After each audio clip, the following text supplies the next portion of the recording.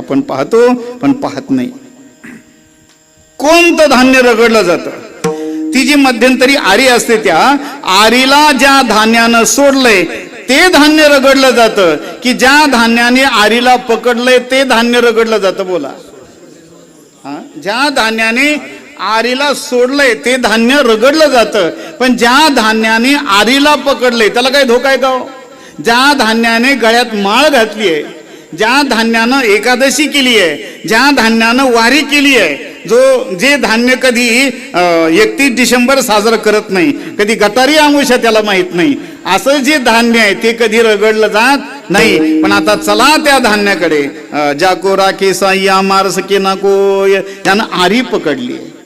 पण आता चला त्याच्याकडे. कोणाकडे? ज्यानं आरीला सोडलंय. त्याचं काय बनलं? ऐकताय तुम्ही? त्याचं काय बनलंय? पीठ बनलं. पीठ बनून ते कोणाच्या हातात गेलं? तुमच्याकडे भाकरी कोण करतं, महिला का पुरुष? महिलांच्या हातात ते पीठ गेलं. त्या बाईने काय केलं? त्या पिठामध्ये मीठ टाकलं, त्याच्यामध्ये पाणी टाकलं आणि त्याला चांगलं मळून घेतलं. मळून त्याचा काय केला? चला ना पुढे. त्याचा काय केला? उंडा बनवला. उंडा बनवून इकून एक चापट, तिकून एक चापट, इकून असा चापटा खायला लागला. चापटा खाता खाता त्याची काय बनली? चला पुढे चला. त्याची काय बनली? भाकर बनली. भाकर बनल्यानंतर ती भाकर कुठे गेली? तव्यावरती गेली. तवा तापलेला होता. हा भाकरीवरती ज्या वेळेला होते, तव्यावरती ज्या वेळेला भाकर गेली, त्या भाकरीला असं वाटलं मी निवडूनच आले.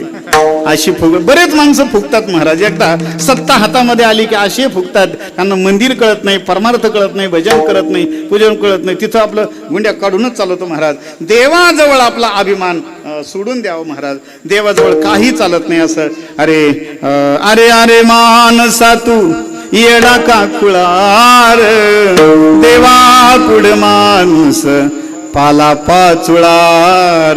देवापुढे आपलं डोकं जास्त चालवायचं नसतं. आणि याला असं वाटलं आपण फुगलो. भाकर अशी फुगायला लागली. फुगता निवडून आल्यासारखं वाटलं. पण जेव्हा तव्याचे चटके बसायला लागले मग त्याच्या लक्षात आलं, जया अंगी मोठेपण तया यातना कठीण. मोठेपणा प्राप्त झाला की यातनाही सहन करावं लागतात. मग भाकर तिथून निघाले. चला त्या भाकरीकडे. भाकर तिथून निघाली. पुढे कुठे गेली? गॅसचं वातावरण सोडा, आता चुलीकडे चला. मग ती तव्यावरून निघाली आणि आहाराला लागली. मग तिथं त्या बाईने तिला चांगली फिरून घेतली आणि मग ती पूर्ण भाजली. भाजल्यानंतर ती भाकर उचलली आणि मग कशात टाकली?